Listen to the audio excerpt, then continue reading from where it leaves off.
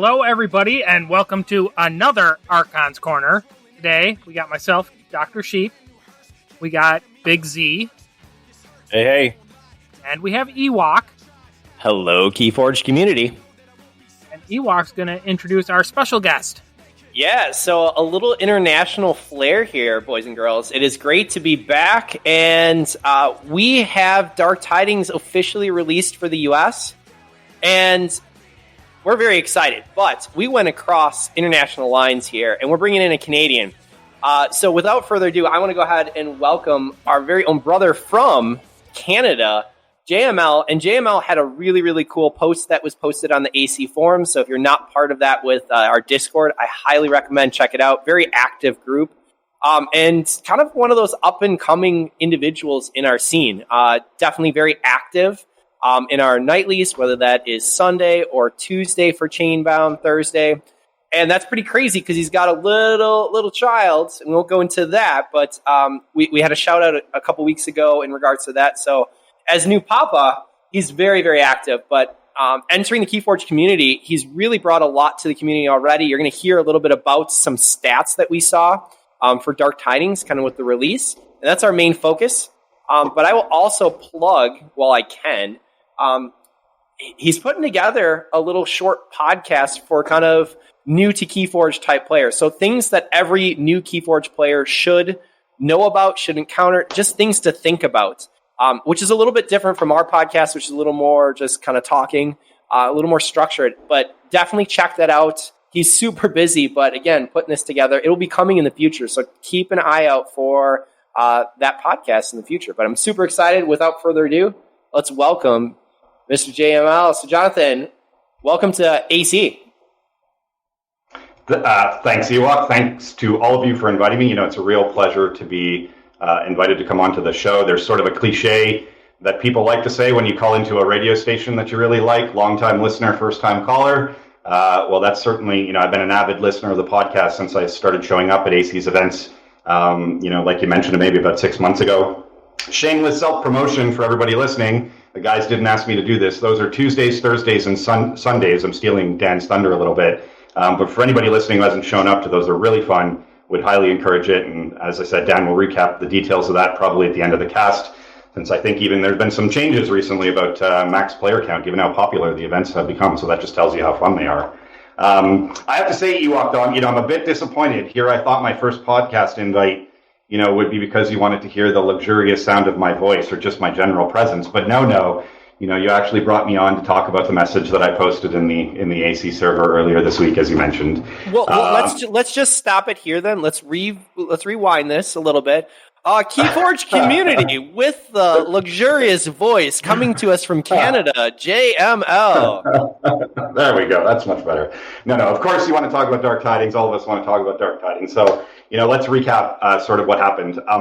As everybody knows, obviously, we have this unfortunately staggered release of Dark Tidings over the past 4 to 6 weeks, and some regions in the world have had access to the set earlier than those in the US. In fact, I'd say most places in the planet have gotten it earlier than the US, unfortunately. And as a result of that, the SAS scores for Dark Tidings on Dexa Keyforge were delayed for accuracy and fairness reasons, and it finally dropped sometime the night of Monday, May 17th. I'd already gone to bed, but I saw it when I woke up the next morning. And, on Tuesday morning, I did a little bit of analysis, some sort of number crunching to try and address a question, or actually not a question, a suggestion that's been floating around for a little while, which is Dark Tidings a bad set? I'd heard a lot of comparisons between DT and Age of Ascension, AOA, from those, who've been playing online or those who got decks, earlier. And even though some people like AOA, I think some people in this show included, a lot of competitive players look down on the set, and obviously that's not exactly an encouraging thing that competitive players want to hear. So I sort of wanted to test that claim and did a little bit of number crunching about that. So we're going to run through that. Now, unfortunately, because we're on audio only, I can't really show you the chart and table that I put together and posted. But for anybody who wants to see it, sort of just pop into the server. And say, hey, I want to see the DT chart that you guys discussed, and we'll either pin it or I'll message you. Did WOOKIE just drop in? As of right now, it is now pinned. Okay. Did Wookie? I noticed the Wookie just dropped in. Wookie, do you want to say hi? Hello. There's a Wookiee. Okay. I am here. Obviously. I took the day off just for all you guys. Oh, there you go. Obviously my assistant is back, like I said, on the server, so I'm able to now come back again. He came back. He had a big tumor taken out of him, so everything is good, and here we are. But I didn't want to interrupt you because no, it's okay. I'm curious to hear this. That's right. So, look, here's what I did. I basically looked at the distribution of SAS scores, for each set using a sample of 10,000 decks and compared them to Dark Tidings. And Nathan might hate me for saying this, but you can do this pretty easily if you're a Patreon subscriber by exporting the CSV file of 5,000 decks at a time, and you just sort by date added. So you get the first 5,000 decks, you get the last 5,000 decks that have been added to decks of Keyforge. You get a pretty good sample. You can start doing some analysis, that will give you generally correct answers. So, to answer the question of whether or not Dark Tidings is a bad set, what I tried to do is I focused on, and of course this is measured by current SAS scores. That's a caveat that I think we're probably going to end up discussing later. You guys may have discussing later. But I focused on 3 simple questions. The first one was, what is the average, or actually the median SAS score of Dark Tidings, and how does that compare to the other 4 sets? The second question was, and certainly this was an important question for me when I was opening Worlds Collide, what are the odds of pulling a really garbage deck? And the third, was what are the odds of pulling a highly competitive deck, a race car, which I defined as that. I defined as a deck as a SAS with, let's say 85 or higher. So what's the answer? Well, there's good news and there's bad news about Dark Tidings. The good news is that, Dark Tidings ranks decently in terms of the median SAS score. So, the average SAS for Dark Tidings, based on the sample that I did, it was basically 63, which is better than AOA's, 61. And, it was close to Coda's 64. Worlds Collide and Mass Mutation fared better at 65, 68. But, it's not like you were pulling a worse deck than AOA on average, if you pulled a Dark Tidings deck. At least that's what the data said. And also, I would say in terms of the trying to minimize your odds of pulling a really garbage deck, let's call that under 60. In fact, Dark Tidings came in as the second best set below Mass Mutation. This is sort of detailed number stuff, but 22.6%, almost 23% of decks in the sample had a SAS score below 60. That compares to 23 for Coda, 24 for Worlds Collide, and a whopping 43% for AOA. So you almost had a 50% chance of pulling a below 60 SAS deck for AOA based on the data, that I was looking at. By the way, Mass Mutation wins big there, only 7% below 60. And I thought the Worlds Collide thing, I know we're here to talk about Dark Tidings, but the Worlds Collide thing was interesting because you have this big debate about Worlds Collide. And you can really see the impact of Worlds Collide Brobnar there because, if you almost had a 50% chance of pulling Brobnar, and as we all know, that was quite a weak house. So on the metrics of average deck, you just pull a random deck, and on the metrics of am I going to get a garbage deck, actually Dark Tidings, according to the SAS scores, seems to do pretty well. What's the bad news? Well, I said there were 3 metrics, and we all know it's coming. It's a simple fact that based on the SAS scores as they stand today, Dark Tidings does genuinely seem to be far less competitive at the top end, even less than Age of Ascension. Now that I had done a sample, and when I had done this because we couldn't directly query it, but now that SAS has been, properly sorted on decks of Keyforge, we can actually look at the numbers directly rather than looking at the sample that I did. And as of this afternoon, there are just 21 Dark Tidings decks with a SAS score of 85 or higher out of close to 59,000 decks that have been scanned into Master Ball. 21 out of 59,000. And I actually...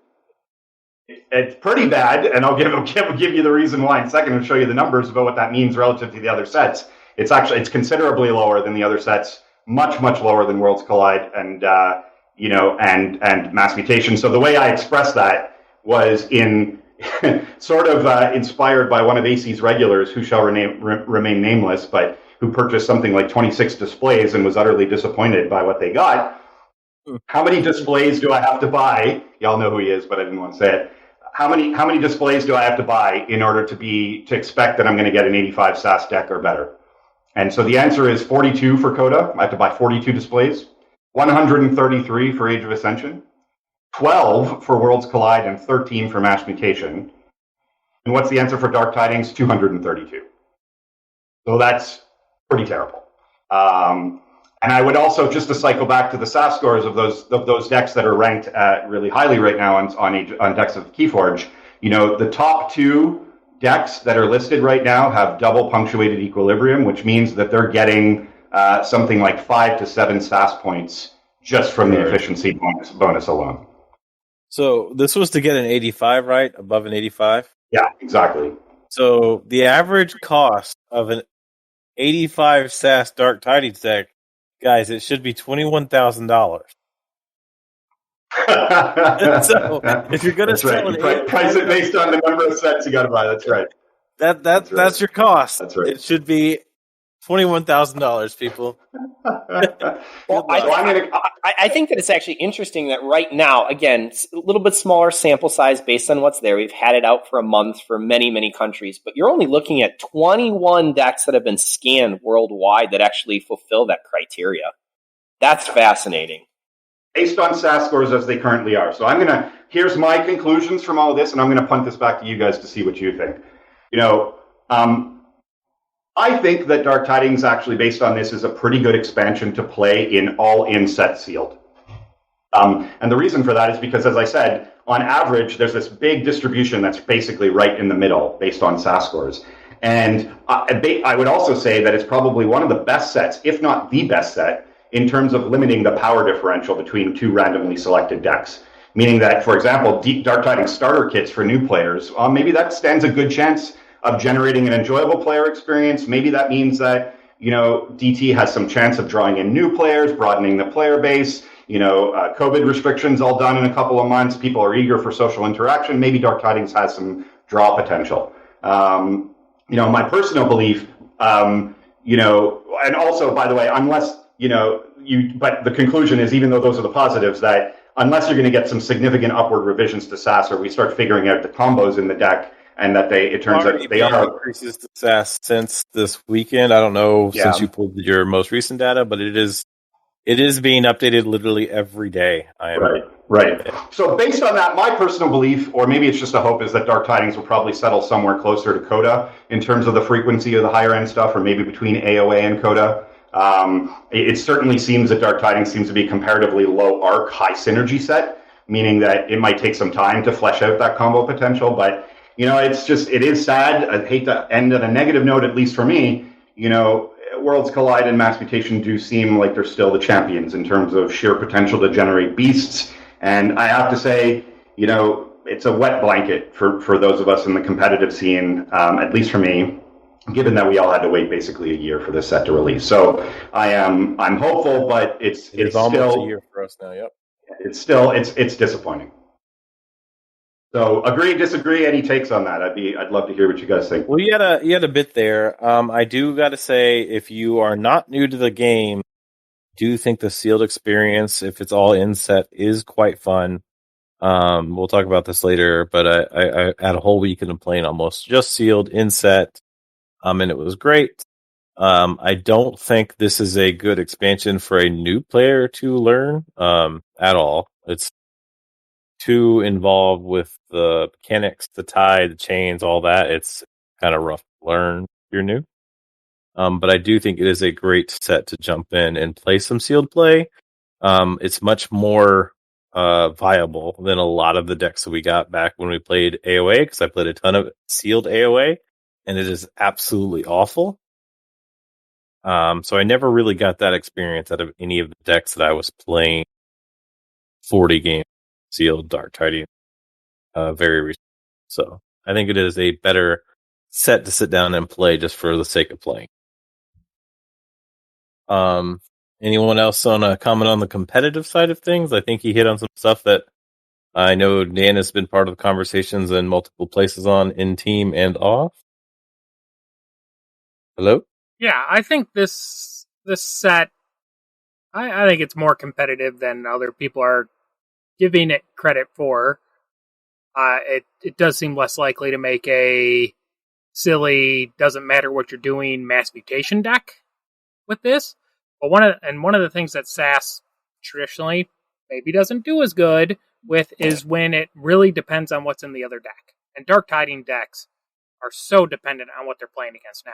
If these are more paper, rock, scissors than it's ever been before, and there are low SAS Dark Tiding decks that, due to tide mechanics, are going to rock against offset and then just get absolutely destroyed onset.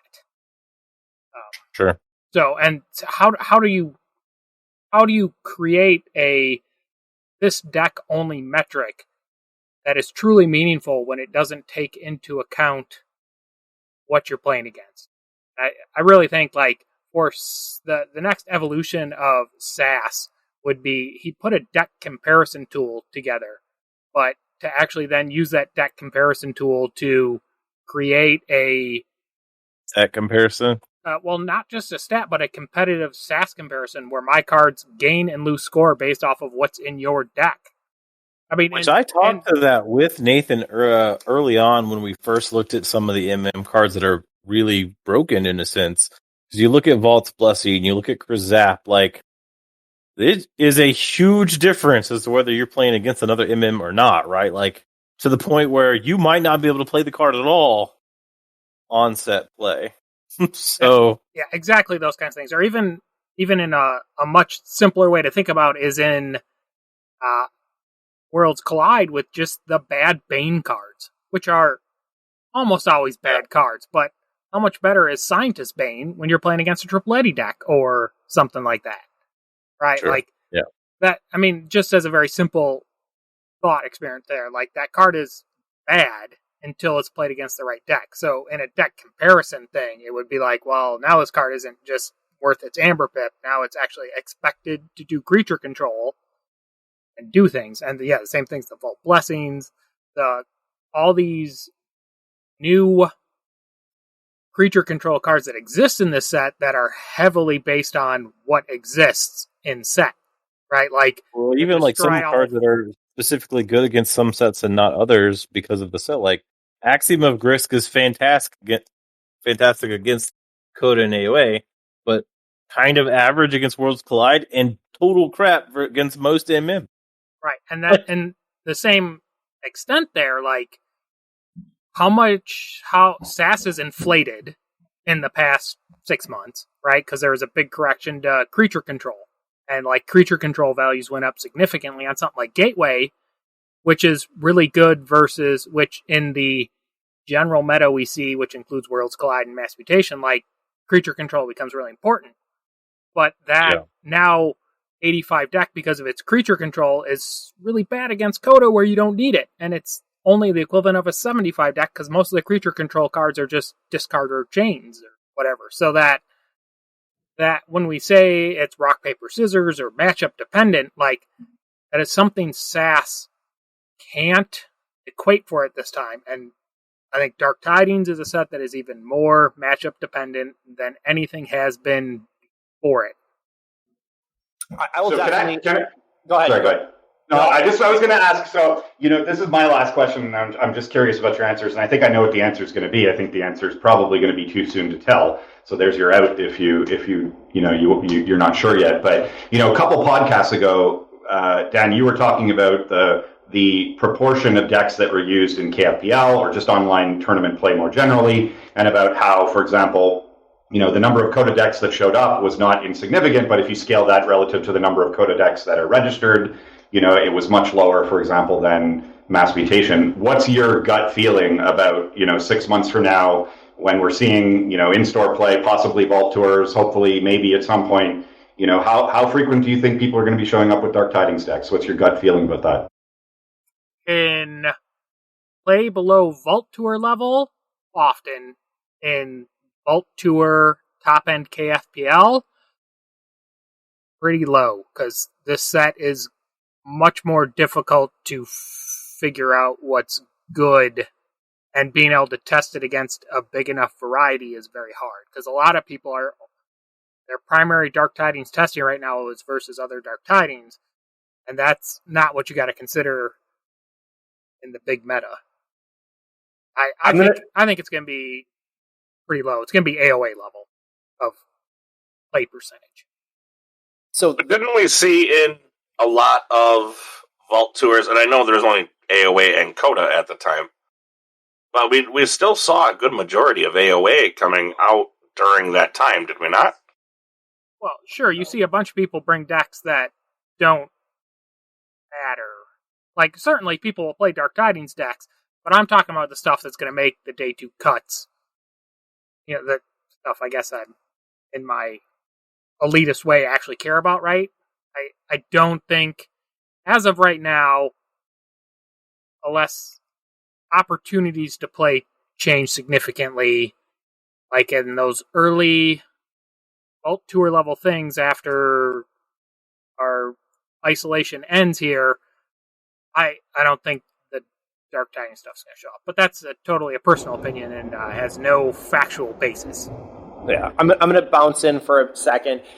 First piece, I want to have a huge shout out to Nathan again, doing this all basically with minimal upkeep, except for those who are going ahead and be Patreon members. So I appreciate you more than I can say, and there's a lot of time that goes into this. This is one that I would love to see combo like decks that go ahead and hammer home certain archetypes. That would be really cool to be able to compare.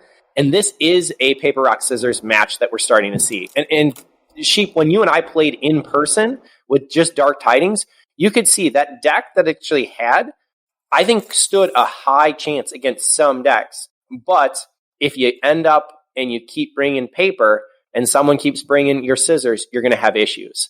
I think in the tournament scene as a whole, I don't see Dark Tidings as being able to be competitive. And I will take that stance. I'm hoping that it's going to change as we go through. I think it is an absolute blast to play. I think be careful with that stance. It's gotten me into a lot of hot water. But I'm going to go ahead. And from what I have seen from it being played, I think I'm going to come out and actually say I think that it is an AOA piece. You saw Coda with just absolute kind of amazing criteria card, just value. And then AOA was a very, very different type of game. And so you saw that right after. I think MM, with all of the enhancements, offered so much.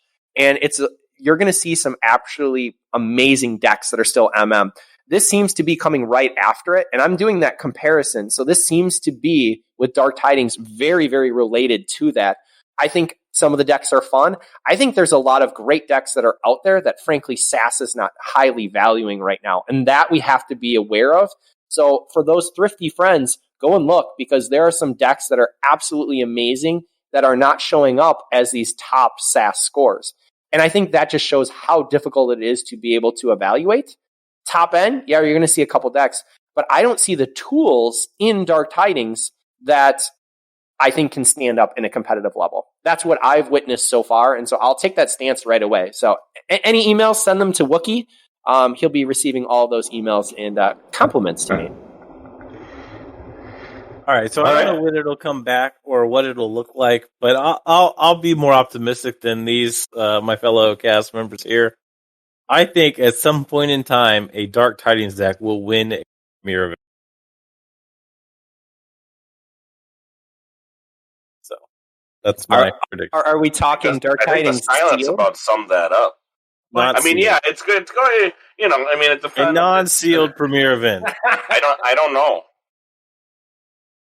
I haven't been thrilled with the set. Now, again, I haven't gotten as much as you guys because clearly I've been busy, but I'm not thrilled. I get that same vibe that JM's talking about, like the exact same vibe. It's strange. I'm going to tell you, I absolutely love playing this. I think that there is a lot of combo potential. So if you're a combo player, get into this. This will make you think, and you can play some really wonky things that aren't. But here's the thing: like, there's combo potential, but there's got to be like game-winning combo potential. There is. Yes, there is. Yeah, but how many cards does it require for a lot of these? I mean, Not as many as you're thinking. Okay. Yeah, I have already OTK'd somebody in this set against a Coda deck. It is there. Well, I'm going to go outside the line here and say I think that I've really seen Coda take a big hit as we continue to go on. Yeah. I think the complexity. And honestly, Coda should be taking a hit, right? Like, the further we get away from a set, the further relevance a set should have. I mean, that's the only way, and the reason I say this is that's the only way this game is going to make money and continue, is to continue to get people to buy things, right? And the only way we're going to get people to buy stuff is if the next set has potential to beat the last set. You are right? Strictly on the competitive play approach, which has never been an FFG sales tactic.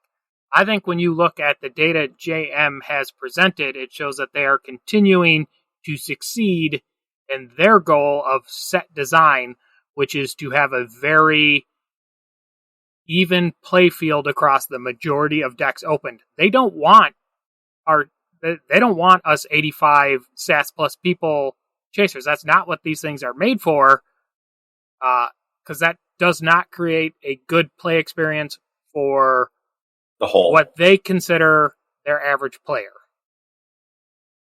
Now, I'm chasing high stats decks because I want that. I want to see what the high-end stuff is. But that's an it is what it is situation.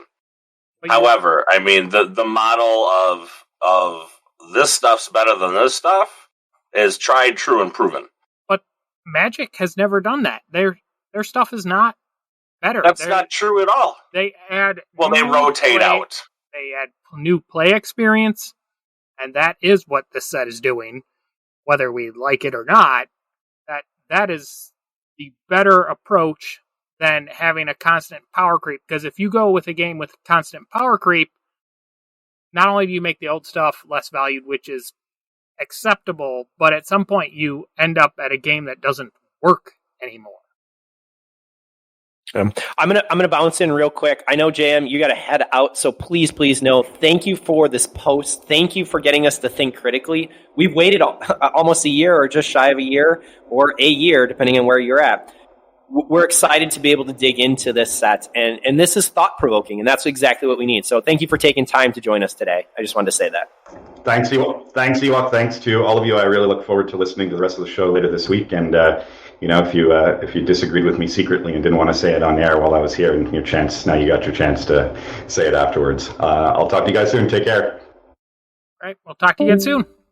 All right, so bouncing back, I think that both Wookiee and Sheep going back and forth, I think there's different components that it's interesting how FFG has shaped this game and the impact that we're seeing at this point. I can see it going either way. So let's hash this out a little bit further. I want to hear both your perspectives.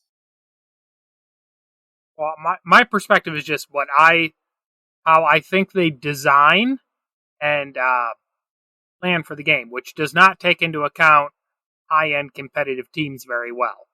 I think if anything, they're going to continue to try to eliminate those super high variances. Although, from original design of this game, that's the part that Richard Garfield wanted to put in it, was that crazy stuff can happen.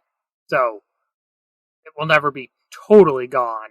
I guess it really determines, for me, if I sit here and look at it, it determines what FFG wants to do with this game. Right? Do they want it to be more of, like, they seem to be trending towards that co-op experience as opposed to a PvP experience.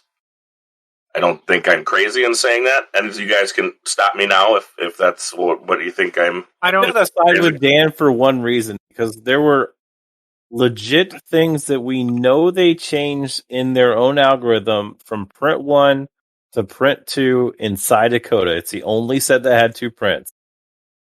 It wasn't just flaws in the algorithm that were changed, which they admitted that to some extent. And if you take, 20 of the best decks in the world that I personally know of that exist, 18 of those decks were print 1, and only 2 of them were print beyond 1. So I think I'm with Dan on this. They do want the field more or less normalized-ish. But here's the problem with that, though. Yes. Here's the problem when we talk about normalizing what the field looks like.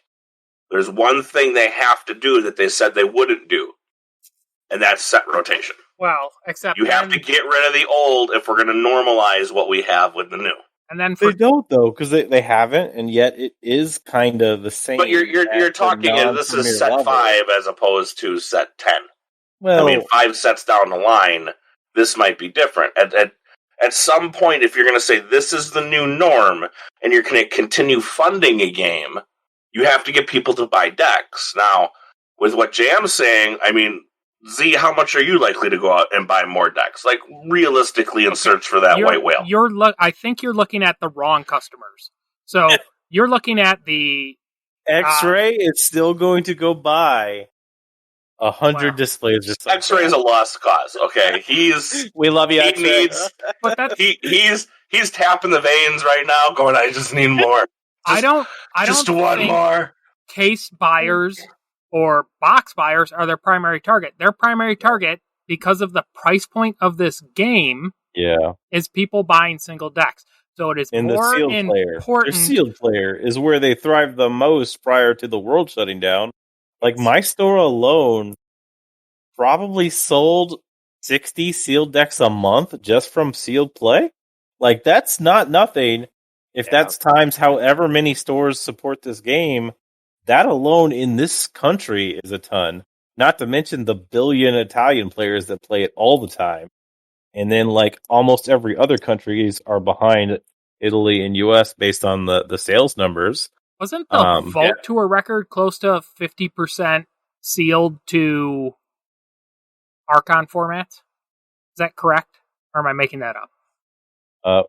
What do you mean by that? Half of the Vault were sealed, if that's what you're saying. Even in their opinion of top-end play, they favor sealed. This game is designed more the around United States play. Grand Championship was like sealed disaster. Yeah, so I'm going to go ahead and interject because, man, there's a lot here. I think that I totally agree that when we're talking about variants, as we've looked at the last sets, DT here, you're seeing the set variance is starting to go ahead and narrow.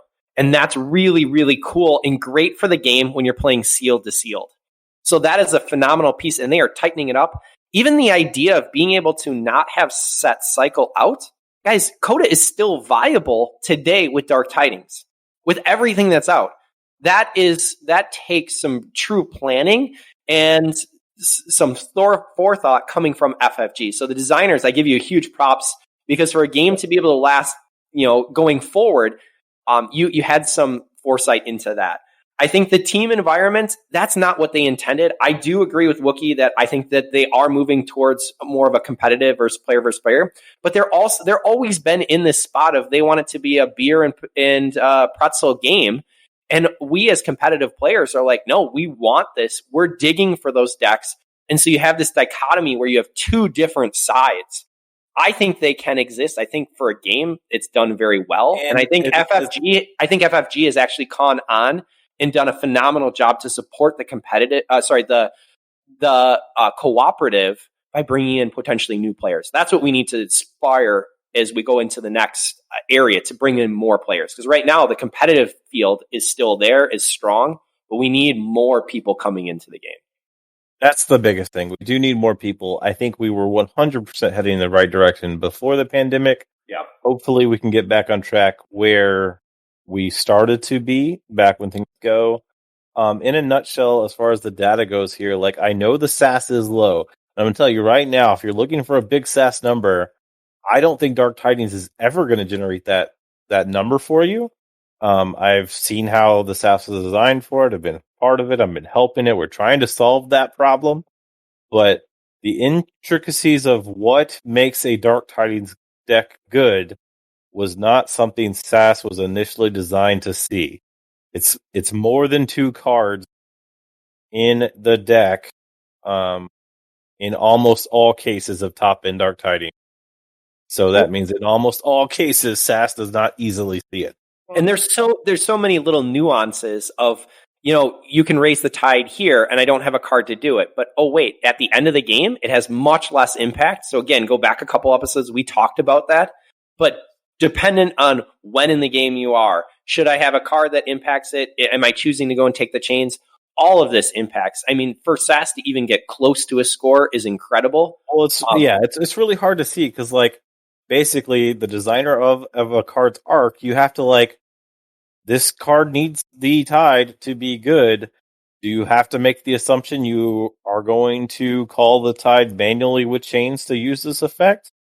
I think by design it was decided, yes, that has to be taken into effect. But what it's hard to balance is once you've done it for one card, you obviously don't need to do it for the next card, and your opponents aren't always going to take the tide back.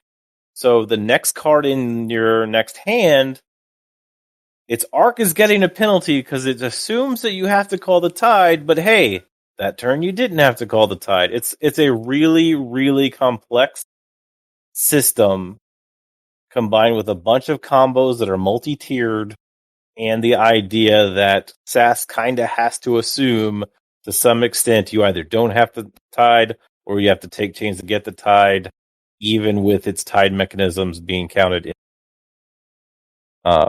So it's really weird, and as I said, I don't think you're ever going to see these big flashy SAS numbers for the decks that are going to end up being the best in the set.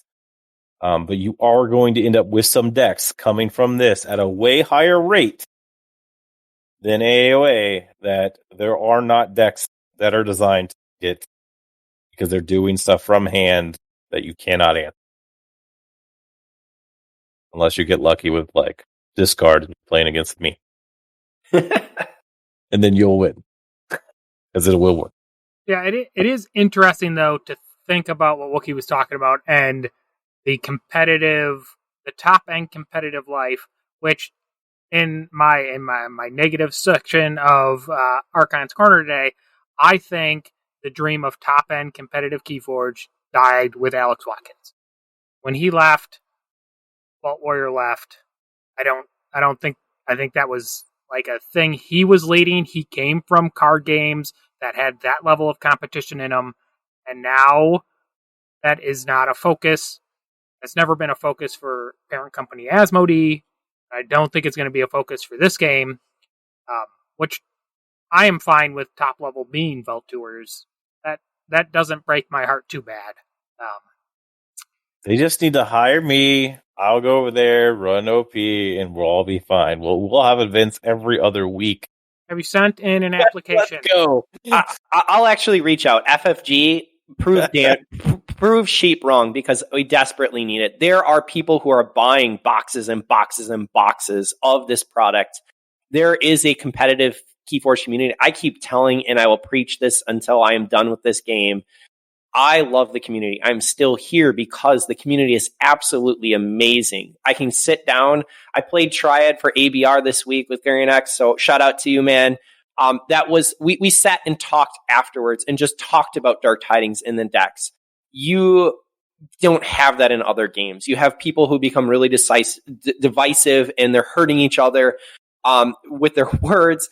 This is an open community where we're sharing decks. We're going ahead and just playing. I love that component, and that is the true heart of what Keyforge is.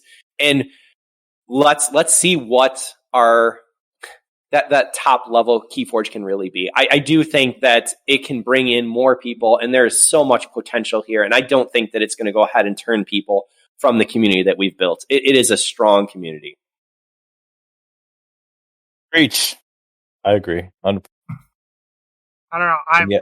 I've come from enough other game systems where top end tournament play that we're looking for are run by the communities like the KFPL for that true ultra competitive top end stuff. And we may have to swallow the pill that's going to be that top end level of Keyforge play might have to be player run. But hopefully Vault Tours come back soon, because if there is not that level coming from FFG, that will be a killer. I do think that at Vault Tours there's a separation. Having been on some of the lower tables, you see that, again, deck matchups that may be really well at the top end. If you get pushed down, they're not so well, and you have a different type of clientele that's there. I would like to see it separated out for Vault Warrior. it is a lot more skill driven when you're playing best of 3 and you're going to go ahead and do a little bit more adaptive when you're working on some of these formats, which again, we've done for Archon's Corner and KFPL has done it. The community, the competitive community as a whole has done a phenomenal job with that. But that's really what I'd love to see. And there's some people who are just showing up for Vault Tours because, hey, it's the local convention, or this is a convention that's within driving distance. That can be a piece. I don't think it's turned people off because everyone's been so welcoming and open, but it does go ahead and, kick you down a notch when you see it's the same people that are kind of at the bottom or in that area. So I would love to see a separation because I do think that there is a need for that competitive side. And I do think there's a need for the Vault Tour side, and running them simultaneously allows you choose what you need to, but have fun with what you want to, because that's what Keyforge is. Let's have some fun with it. I think Vault Tours will obviously be back. I mean, I don't think it's a question of whether they're going to be back or not. I'm sure they will be. The world has to open up again. I mean, the CDC changes, like, things are opening, and they're opening fast, and we will see if we don't just get another giant spike of COVID around the United States that will shut everything back down, or like things are going to fly open here.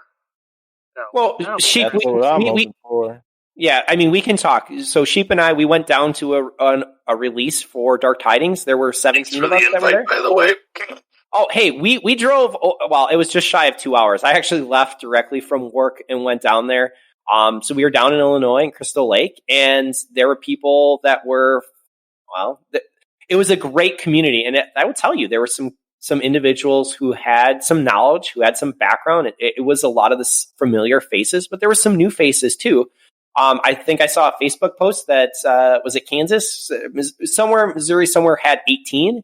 So we're looking at, some of the spots are still very, very active and just seeking, let's get people together and let's play. And I do think that once we return, the online piece from TCO, the online piece from KFPL has allowed people to continue to play. And there are some who hadn't had that experience and were willing to come back. But again, when it's safe, I think that Keyforge is going to just absolutely take off and rock it because people are dying to be able to get out and to play. They're excited for it, and they're really excited for the new set and kind of what we can do with it. So there was some FFG organized play sort of news, I guess. I don't know. They have their Twitter account password, so they've been tweeting. And I don't think we talked about it, but last week the next cooperative print and play came out, right? Conspiracy has been released. You can go and play that, and then they've recently released all the pieces they didn't release on day one, like card backs and templates and stuff. Now this is my favorite one though. On May 12th, there's a brief interview with the devs, and Josh says, if you had to pick a favorite house, would it be Sanctum, Sanctum, Sanctum, or Sanctum? And Tyler replies with, haha, good news for you, it's Sanctum. And thankfully, at least Aaron comes back with unfathomable. Yep, it's my baby. So, this is why we say they are not interested in competitive play, because they like Sanctum. Which, but in Dark Tidings... To be fair, in Dark Tidings, Sanctum is pretty dope. But they have liked Sanctum previously to Dark Tidings. This is true. At least Aaron likes Unfathomable, and I do too as well. So, how's your Octonauts deck going? I have not opened my Tentaclid deck yet. Then his name's Octonaut. Octonaut? Omnipus? Octonaut. Omnipus. Octonaut. Omnipus. And the other big news is Flumph is cuter than Fuzzy Gruen. Ooh. In case you were wondering. Nice. I disagree. Well, you should have voted harder. Let's make a plushie of it. I only have one Twitter account. Vote with your money.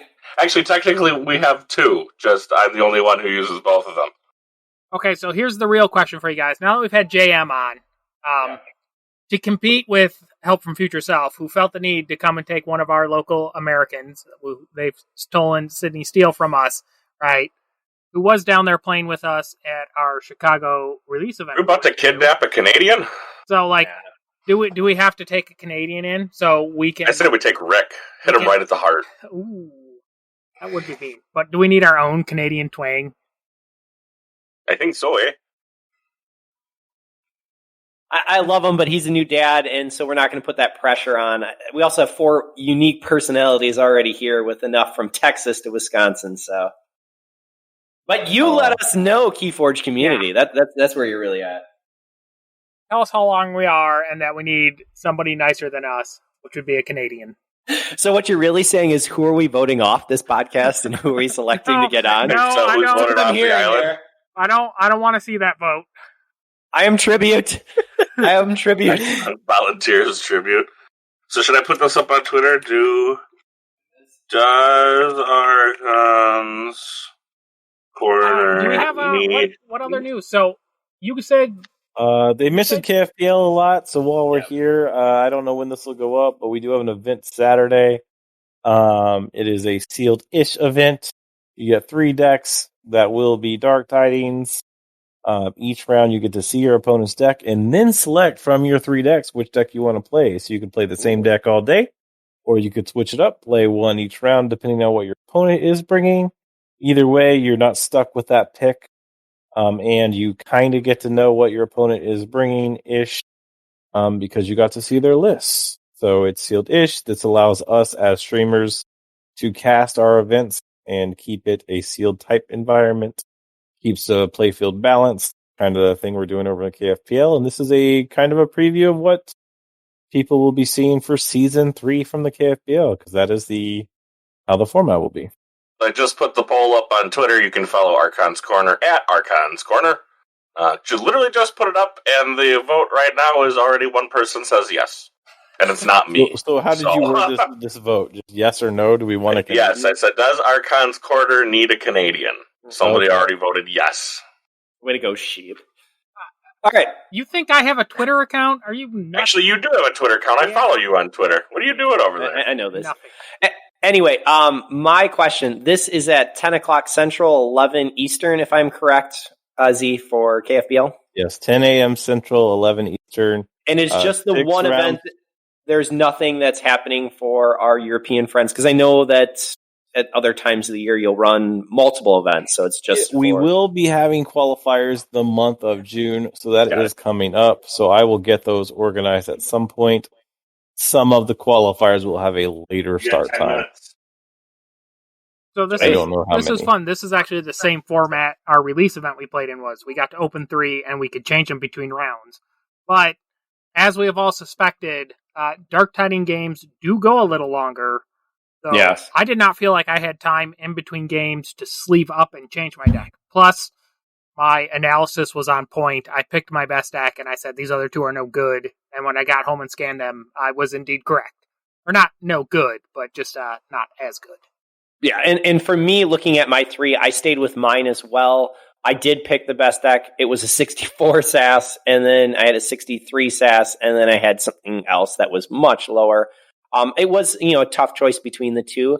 I made a choice with what I thought would be present, and I'll tell you, in Sealed, I went with, it had 4 board clears, but I also paid for that because I only had 13 creatures. In the matchup, I found out that 2 of those board clears were not really the board clears that I'm used to and would expect, and so they were no good. The other 2 that came from Star Alliance, Grand Alliance Council, absolutely amazing. I enjoyed that. And it worked really well until it was purged. Both of them were purged. That really, really hurt. But I think there's some unique choices.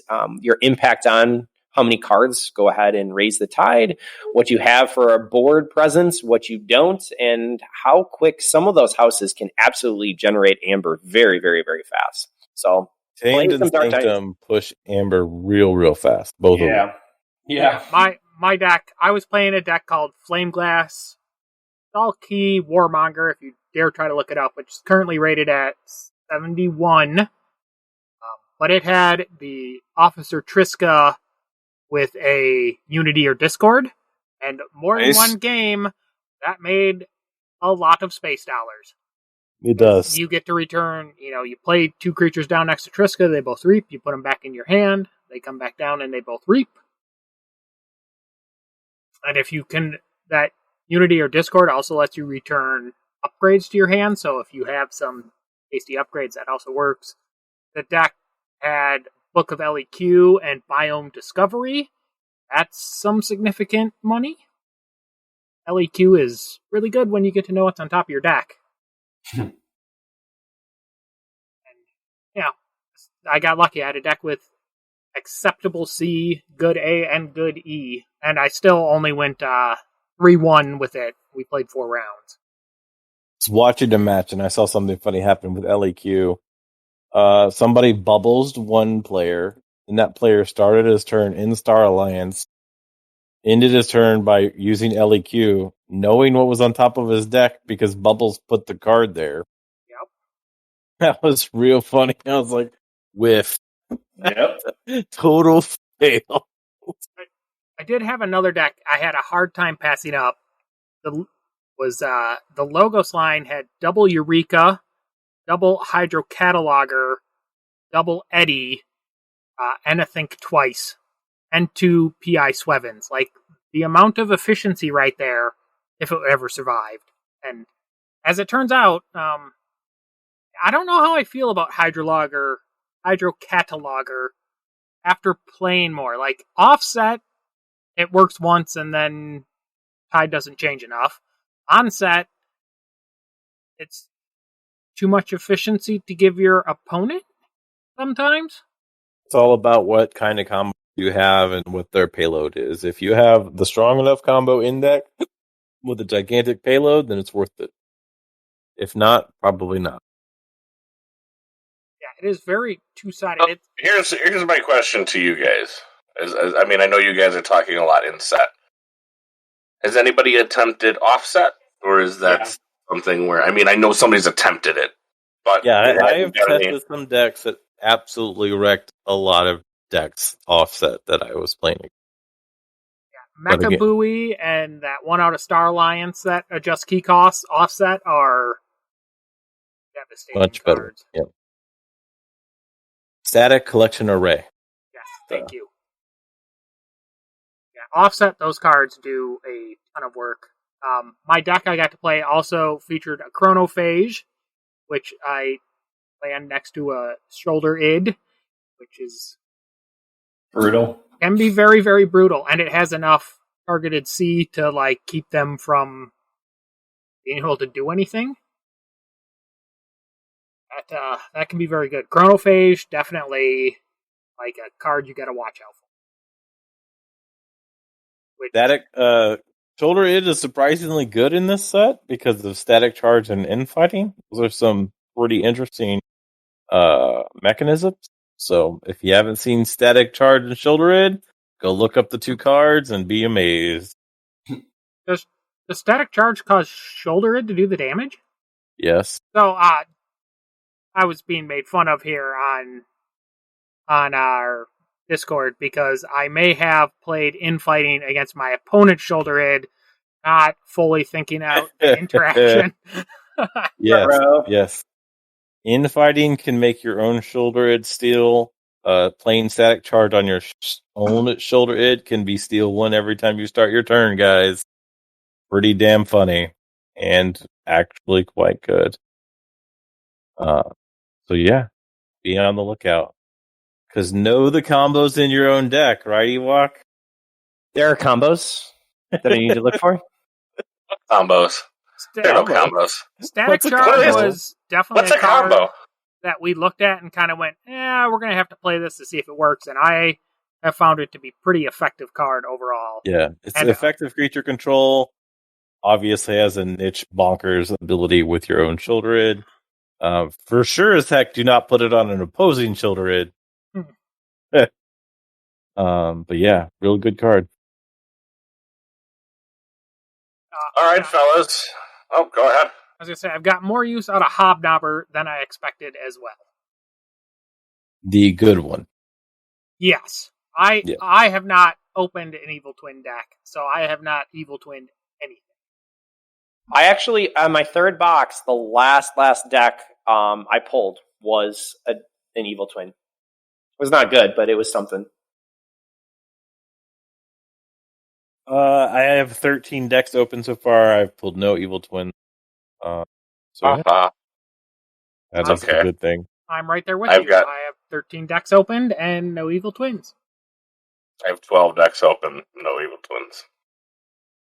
I got to see a lot of decks played. I played about 40 games of Sealed over the weekend. There was a California release event that I was invited to. Got to play lots of Keyforge against tons of top-end players. It was phenomenal. I enjoyed playing it very much.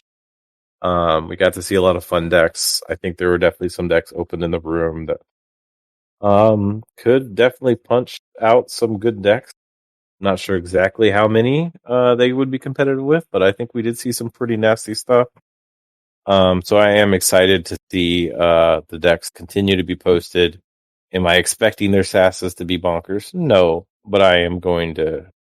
I am looking forward to seeing some decks take out some of the best decks in the world. And people being somewhat frustrated when they look at the sass. Like, my deck's 20 sass above this deck. But you got wrecked, fool.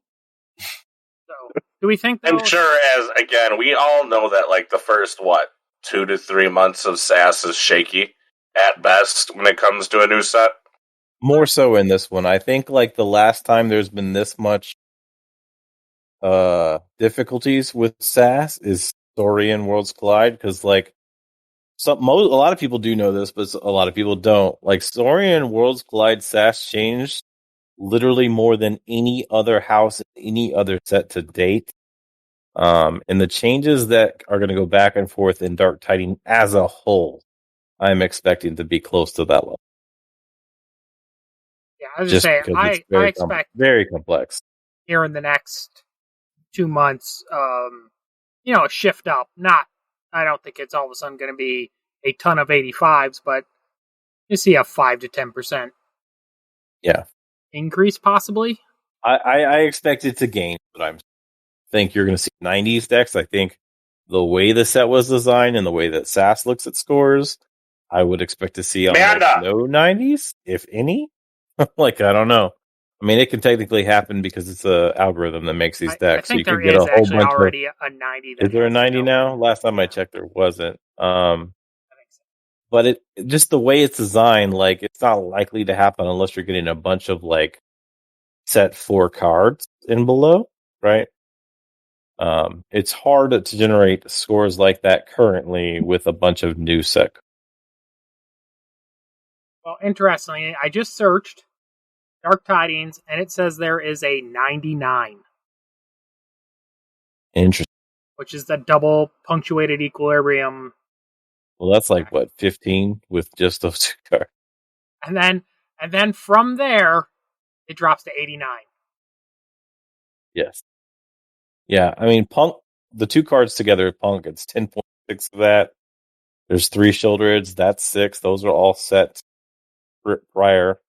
Triple Ransack, previous set. Mug, previous set. Like, this has a lot of previous set cards.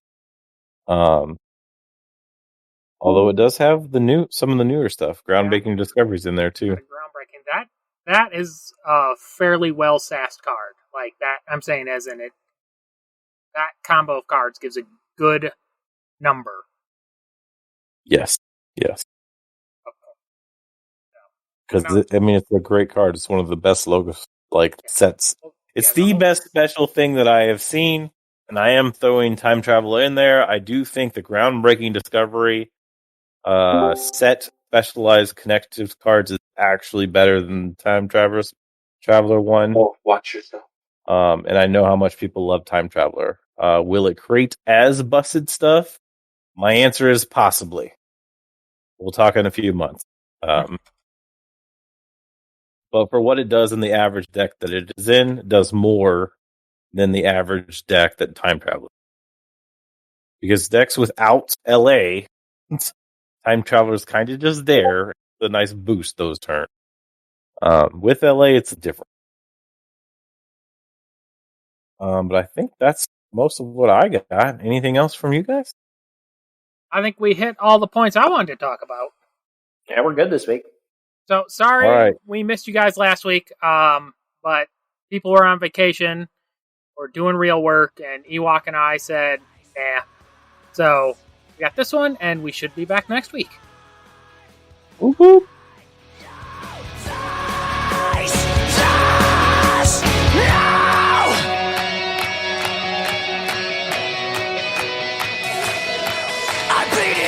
Digging deeper just to throw it away. I bleed it out, digging deeper just to throw